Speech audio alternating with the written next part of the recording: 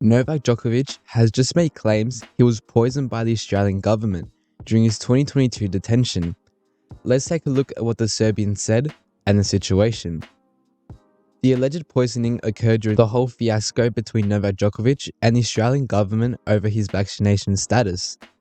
In early 2022, freshly off the COVID-19 pandemic, which shut down the world, Australia remained adamant on strict rules regarding quarantine and isolation, along with the now available vaccination, which helped stop the spread.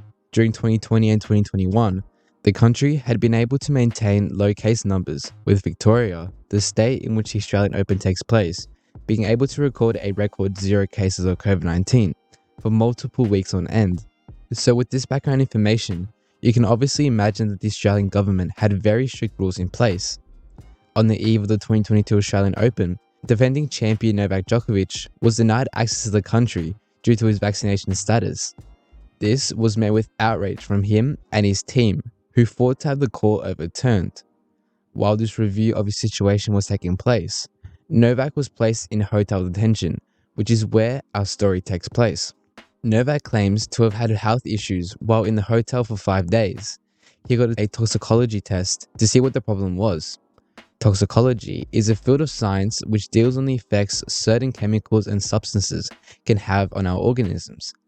From here, Novak continued his statement saying, "I realized that in the hotel in Melbourne, I was fed with some food that poisoned me.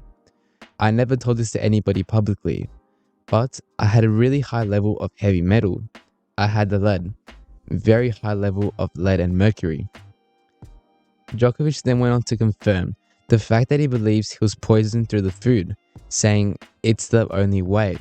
It was.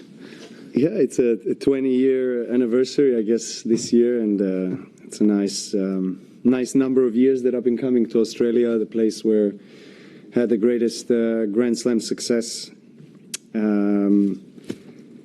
Back in 2005, it was the first time I qualified for any Grand Slam and played Marat Safin on the center court. And it was a pretty quick match for me.